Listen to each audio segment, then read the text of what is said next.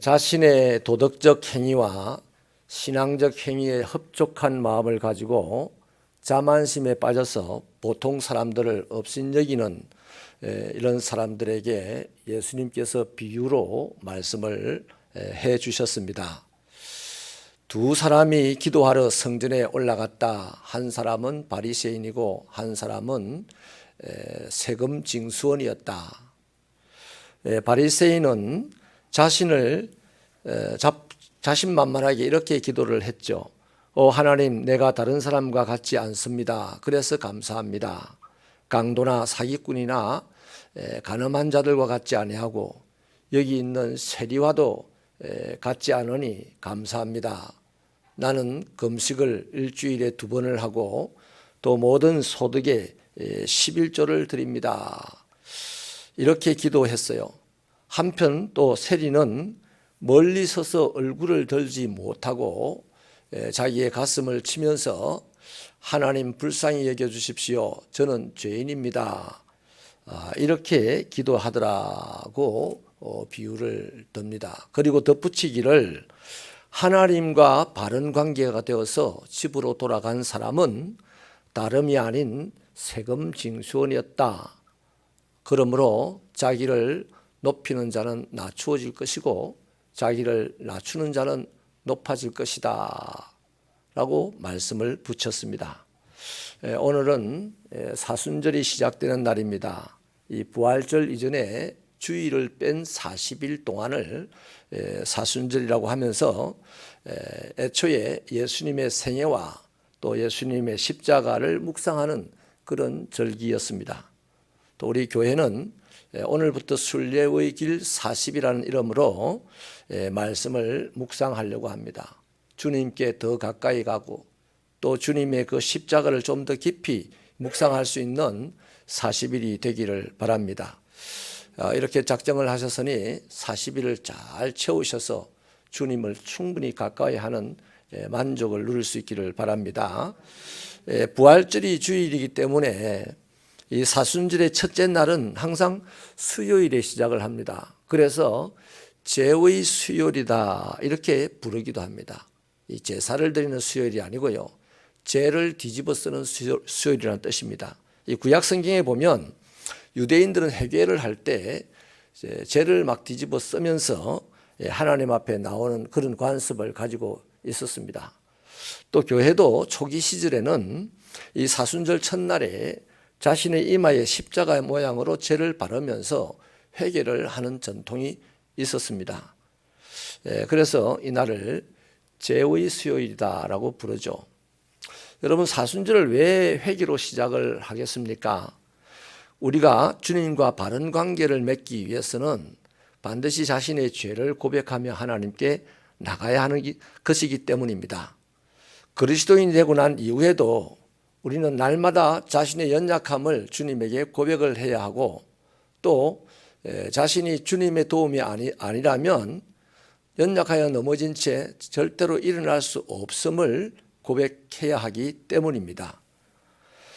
그래서 저와 여러분이 자격이 없음에도 불구하고 하나님의 자녀가 되었기에 여전히 연약하여도 하나님께 우리의 연약함과 잘못을 고백하면 하나님은 우리를 일으켜 주신다는 것이죠. 물론 이 회개는 자기 비하로 끝내는 것이 아닙니다. 자신의 연약함과 자격이 없음에도 불구하고 그 사실을 하나님께 알리며 나가면 우리 하나님은 기다렸다는 듯이 우리를 용납해 주시고 용서해 주시고 또 인정해 주시고 세워 주시는 것이죠. 그럴 때에 성령님도 역사를 합니다.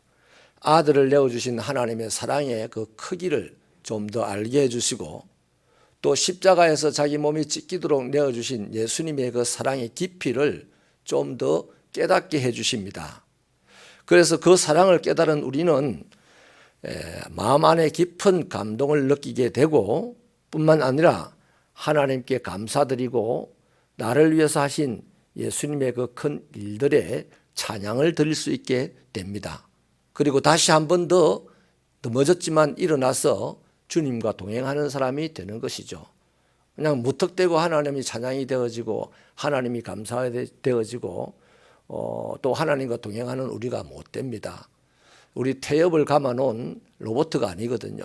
성령이 우리 안에 감동을 주셔서 나를 사랑하신 하나님의 사랑, 나를 위해 죽어주신 예수님의 사랑을 깨닫게 하고 내 안에 감동을 불러일으키시고 그 감사하게 하고 찬송하게 하고 주님과 동행하도록 성령님이 도우시는 거예요. 어떨 때? 우리가 주님 앞에 회개하며 나갈 때 그렇게 된다는 것입니다. 본문에서 예수님은 바리새인과 세리를 비교하죠. 사람들이 보기에는 종교적으로나 도덕적으로 흠이 없고 우월했던 사람들이 바리새인입니다. 모든 부분에서 자신도 올바랐다고 주장을 하죠. 하지만 하나님은 바리새인을 결코 옳다고 하지 않으셨습니다. 반대로 사람들이 보기에는 천박하고 또 형편없었던 사람이 세리였습니다. 근데 세리는 놀랍게도 자신이 죄인임을 인정하며 애통했습니다. 하나님은 그 세리를 어렵다고 인정을 하셨죠.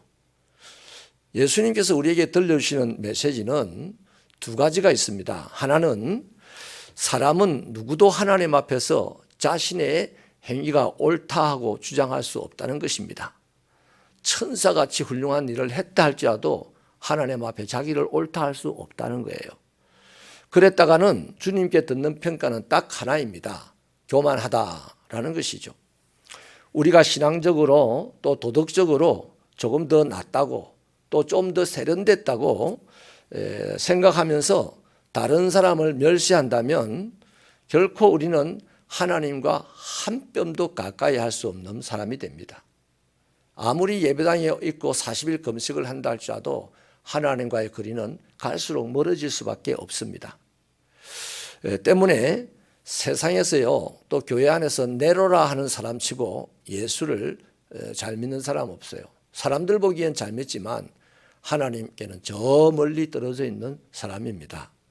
동시에 다른 하나는요 어떤 죄인이라도 하나님 앞에 나오지 못하는 죄인이 없다는 것이죠. 자신이 죄인이며 하나님에게 사랑받을 만한 자격이 없다는 사실을 스스로 인정하고 하나님께 나올 때는 하나님께서는 그가 누구든지 맞아주시고 바른 관계를 맺어주신다는 것입니다. 사랑하는 성도 여러분, 이미 우리는 그리스도인들이 되었습니다. 하지만 다시 한 번 더 자격이 없는 나를 구원해 주신 예수님을 생각을 하십시오. 나 자신이 영적으로든 육신적으로든 다른 사람들보다 좀 더 낫다고 생각하는 그 생각을 아주 먼지 털듯이 빨리빨리 떨어버리는 여러분들이 되십시오. 우리 자신도 연약한 자들과 똑같이 연약하고 우리 자신도 죄지어서 감옥에 들어가 있는 사람과 똑같은 죄를 지은 자들임을 인정을 하셔야 합니다. 잠언 3장 34절은 하나님은 거만한 자를 비우시고 비웃으시고 겸손한 자에게 은혜를 베푸신다 하셨습니다. 베드로 사도도 젊은 장로들에게 이렇게 말하죠. 하나님은 교만한 자를 대적하신다. 너희는 겸손으로 허리를 동이고 장로들에게 순종하라. 그렇게 말씀을 하셨습니다. 그러면서 겸손한 자에게 은혜를 주신다고 하셨어요. 여러분 십자가를 생각하면서 겸손히 주님에게 손을 내미는 40일이 되십시오. 그리고 세리처럼 기도하십시오. 하나님 우리를 불쌍히 여겨주십시오. 아니 하나님 나를 불쌍히 여기십시오. 내가 늘 넘어져서 그래서 결코 일어날 수 없는 연약한 자입니다. 하나님 나에게 손을 내밀어 주십시오.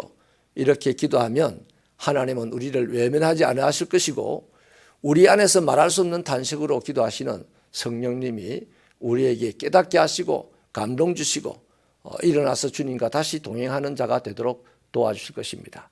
그렇게 살아갈 때 우리는 하루하루 주님과 조금 더 가까워져서 어느 날 친밀한 사람이 되어서 예수의 향기가 되고 예수의 빛이 되어서 이 세상을 살아가는 아름다운 신앙인이 될 줄로 믿습니다.